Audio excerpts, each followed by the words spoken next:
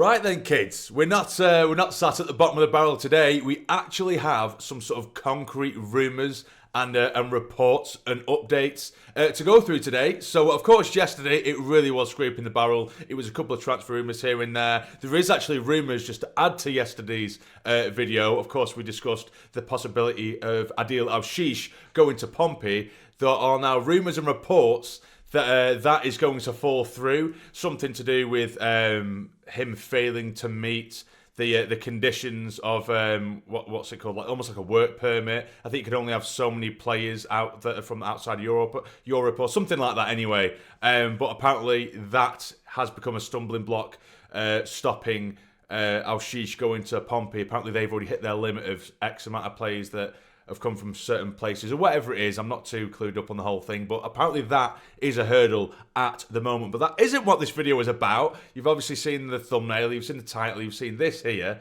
at the moment, which we're going to get through. But of course, let's go through the basics. Hit the like button for me if you're excited. That'd be massively appreciated. And also, if you're new, if you're regularly viewing these videos, you are enjoying them, please hit the subscribe button, because there's over 50% of you guys that are watching regularly and you're not subscribed. And to be perfectly honest, it's so disrespectful. But I am joking. I swear I am joking. I keep on doing that, but I am joking. Or am I? But getting into the video, as you can see, there is an update from Fab. Fab did mention Sunderland as of yesterday. He did say Sunderland are working to bring in a new player. But, and here's a big but, it won't be Chuba Akpom from Ajax despite links, as there are other clubs in concrete talks. So, of course, not so long ago we were linked with Chuba Akpom. There were other teams linked with him, like Lille, who of course they have financially way better conditions than we have, and it might be a much more exciting prospect. I totally understand that. However, there were strong links that Sunderland were interested in him. But according to Fab, and he's usually right, as of right now anyway, he isn't looking to come to us, and we're not looking to go for him as such. Now, so when I saw that, I thought, oh God, who are we going for then? Because he didn't really follow that up. I was hoping there was going to be a sequel to that post, like, you know, Sunderland were actually after this player, but nothing came from Fab. But less than 24 hours after he did post this on Twitter, there has been heavy reports from Portugal. There's from one outlet that has sort of 400 and odd thousand followers, so it's not just some cheap random kid in the bedroom that's made a 20 follower account with a faceless account, or just the profile picture with the footballer's face on it, that has just randomly made up a rumour out of thin air. It has come from an actual viable account. So the player we have been linked with from a good couple of Portuguese outlets is Marcus Edwards. Now, apparently, this is what the update is at the minute. This is what the reports are saying at the minute. Apparently, it's a battle between Burnley and Sunderland. Now, Marcus Edwards, for me, that would be an outstanding signing. I did say, of course, after the Lafay signing, I don't think we can really get much better than that. So I think everyone should lower their expectations, or maybe their what they are expecting. Maybe lower them a little bit, lower the standards a bit from Lafay, because you can't that Lafay signing, it's a one-off. This never happened in the Championship.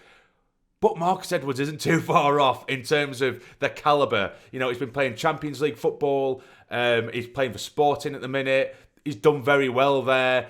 For me, it was only a few years ago, he was one of the most sort of exciting talents, up-and-coming talents, young potential talents across Europe. He's played, of course, he started off at Spurs. He did have a pretty big injury at Spurs. I think it was quite a big ankle injury that kept him out for the best part of sort of 4 months. Now, I had a look at his sort of appearances. They went to Vitória in Portugal, and he did quite well there. Then he's got a move to Sporting. You know, he's a right winger. He can play across that sort of front. I think he can play as a 10 as well, but largely he does play on the right-hand side, which would be fantastic competition for Patrick Roberts, which is what I've been screaming out for. And can I just place on record, by the way, I don't think that Patrick Roberts is a bad player. I think he's actually an incredibly gifted, talented player, because sometimes when I give him grief, I know you've got the Patrick Roberts fan club that just come and shoot me down immediately. I say it to any player who I think might not have a great game, or if their game doesn't suit the circumstance that we're in, which sometimes it happens with Roberts. You know, sometimes if you do want to sort of keep all the ball and slow the play down, at times Roberts can be guilty of slowing the player down. You know, if we're on the counter-attack, he'll go down the right-hand side and he'll put his foot on the ball and he'll just slowly wait to stand up a defender. And that isn't what we need at the time on a quick counter-attack. And yeah, he might end up taking on the man, but because he's taken so long to do that, the opposition have got a chance to get all their players back when we're on the counter, if that makes sense. So that's the only sort of annoyance I have at times with Roberts. And again, that isn't to say he isn't a good player, because I think he's incredibly talented, polish up a couple of things here and there, and I think he could actually be of Premier League quality. I'm that much of an admirer of Roberts, but I know some people, again, they just despise it when I say anything bad against certain players. So that isn't me, just because I say things like that every now and then. And also because I say he needs competition, because it's fact. He does. He doesn't have any real competition on that right-hand side, and he needs someone to push him. And someone like a Marcus Edwards would be an outstanding piece of business and great competition for Roberts. You know, Marcus Edwards is now 26 years of age. I have had a look at his injury record, because in my head I thought he was quite an injury-prone player. Now, if you have a look at his injury record, he has had 4 or 5 injuries over the years, but they've all been minuscule. And, you know, I think he's been injured a couple of times this season, but for sort of like 5 days. And then another one was like a week, something like that, or 10 days. It was nothing massive at all. Then at prior clubs, he's had 2 or 3 injuries over the space of 5 years, by the way. And all of them have been for like 5-6 days. So it actually isn't anywhere near as bad as I first thought. It is just kind of natural injuries, like knocks here and there. It's nowhere near as bad as I first thought. But yeah, with Edwards, you get someone who he's got that brilliant acceleration, that quick turn of pace. He's got a brilliant creative mind, quick on the ball, very, very skillful, and he does have an eye for goal. You know, he was only, I can't remember when it was now, he scored against his former club Spurs, didn't he, in the Champions League or Europa League, whatever it was. And it was an outstanding goal, and he absolutely has talent in abundance. You'd like to think, of course, I can probably understand why he might be swayed for Burnley in terms of, you know, they might have more money than us, maybe their personnel that they're bringing in, I don't know. But for me, their brand of football just wouldn't suit a Marcus Edwards.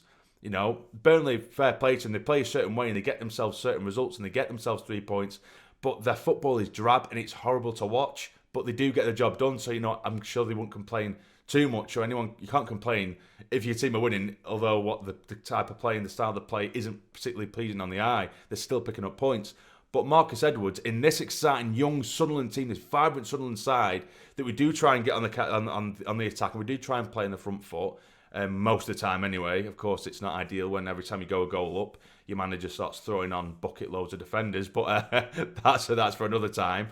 But yeah, largely we do have a young, upcoming, quick attacking force going up top, and he would just slide in there perfectly. And, you know, if we use the right system, use the correct players, you know, if we brought in a Marcus Edwards, I'd have like an Isidore up top, you know, Mundell when he's fit on the left-hand side, you'd have Marcus Edwards on the right, Lefay with maybe Joe pushing in front of the holding midfielder, which for me would be Dhannoo at the moment, ahead of Samed. So that would just be a stupidly good middle and final third. It'd be incredible. But yeah, those are the rumours at the moment, and it does look fairly credible given the outlets that are reporting on this. So I thought I would just let you know. So yeah, Fab has basically rubbished the talks that we are close to Akpom. It doesn't look likely. We're not actually in talks. It seems that's the way that Fab is labelling it. And it was funny that, of course, he said Sunderland are working to bring in a new player. And he's put the eye emoji, so there's something to keep an eye on. And then within 24 hours or 10 hours of that, it's been heavily reported with Marcus Edwards. So we'll see. It's a very exciting bit of speculation there. But let me know what you guys think in the comments down below. Would you like to see Marcus Edwards come? Would you like it? Would you not? Again, let me know in the comments down below. But please do us a massive favour. Hit the like button on the video for me. It's so appreciated. And subscribe if you haven't already. But for now, take care. Stay jammy. Away the lads.